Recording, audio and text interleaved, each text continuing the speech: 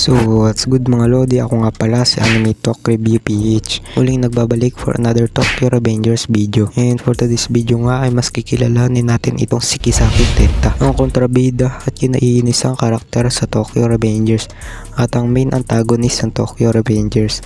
Pero bago yun ay kung bago ka pa lang sa channel ko ay mag-subscribe ka na para matulungan naman ng ating channel. At pakihit na rin niyang notification bell para lagi kang updated sa mga bago pa nating ilalabas ng mga videos. So kung nakapag-subscribe ka na nga ay wag na natin patagalin pa ito. Tara na at simulan na natin kaagad. Let's go!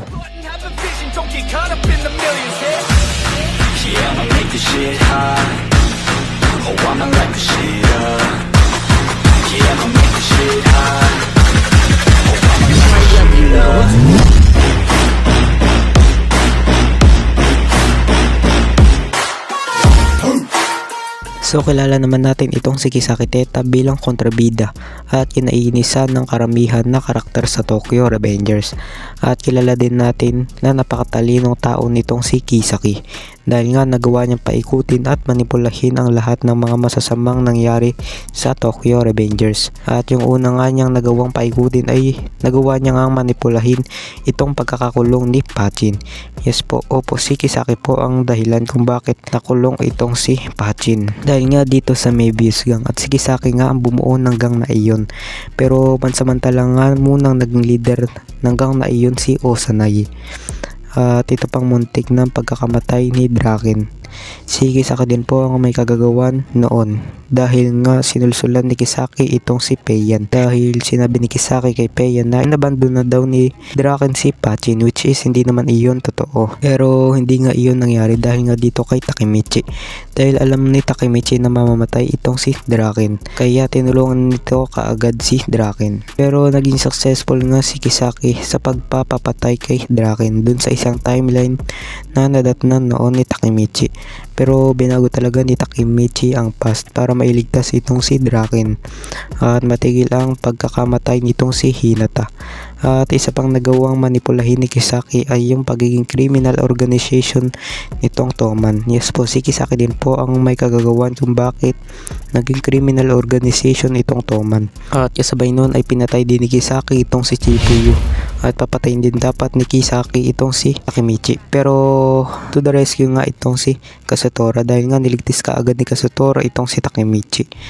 Hindi na nga namatay itong si Takemichi. At yung pagkakamatay din ni Baji mga lodi ay si Kisaki din ang may kagagawan noon dahil nga dito kay Kazutora. Dahil nga sinabi ni Kisaki at dihan na traidor din itong si Baji. Kasi nga di ba sumali si Baji sa Valhalla Gang para mailigtas itong si Kazutora.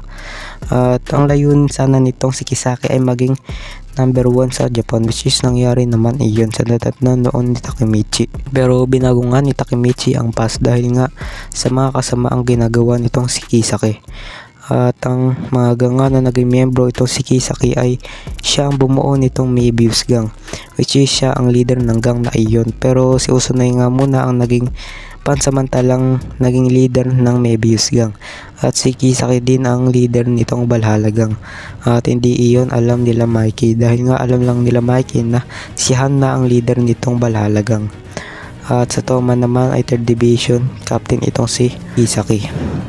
Siya ang pumalit sa dating 3rd Division Captain si Pachin. At sa present timeline naman ay siya ang naghahari dito sa Toman, which is siya ang naging leader nitong Toman.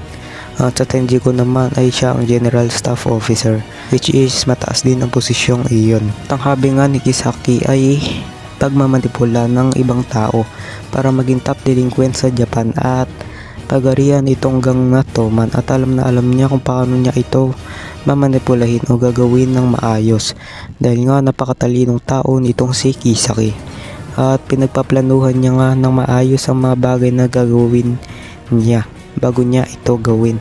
At ang mga goals nga sana nito ni Kisaki ay maging top delinquent at maging top leader sa Tokyo Manjigang at maging top delinquent sa Japan, which is pareho sila ni Takemichi. Dahil nga nung bata pa lang si Takemichi ay pangarap na nito na maging top delinquent sa buong Japan.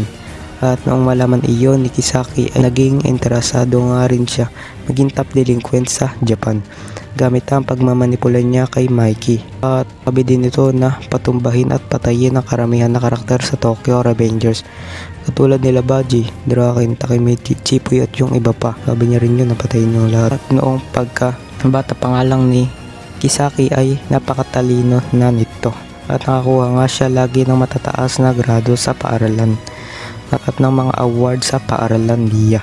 At nakakuha din siya ng papuri mula kay Hinata noong bata pa siya dahil nga sa talino sa pag-aaral ni Kisaki. At doon na nga nagsimula magustuhan ni Hinata dahil nga dito sa mga papuri ni Hinata kay Kisaki. At noong magkagusto na nga itong si Kisaki kay Hinata, noong paglaki nila ay nagpropose si Kisaki kay Hinata, which is binigyan ni Kisaki si Hinata ng singsing. Pero nireject nga lang ito ni Hinata. Kaya nagalit itong si Kisaki. At pinapatay ni Kisaki si Hinata sa pamamagitan naman ni Akun, ang best friend ni Takemichi.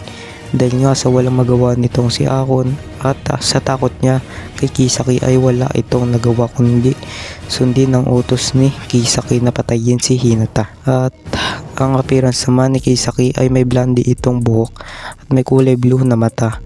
At pagdating sa suntukan, labanan o pisikalan ay hindi naman gaano kalakasan itong si Kisaki. Pero napakatalino nga nitong si Kisaki at kaya niya ring manipulahin ang mga mangyayari kaya kinatatakutan din itong karakter sa Tokyo Revengers. At may dagdag ko rin mga lodi na kagagawan din ni Kisaki ang pagkakamatay nitong si Ema.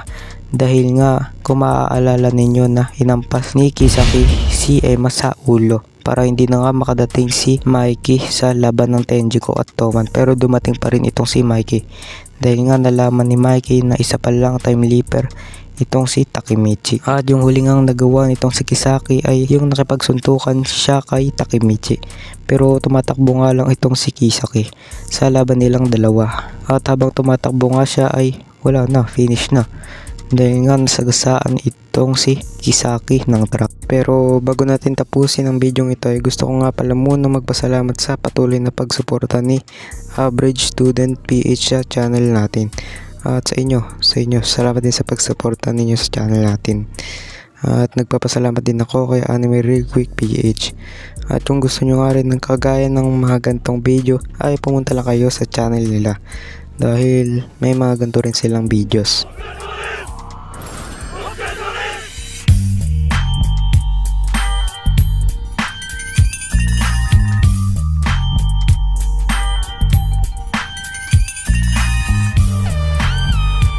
Pero mga lodi, dito na nga po nagtatapos ang video natin patungkol kay Kisaki.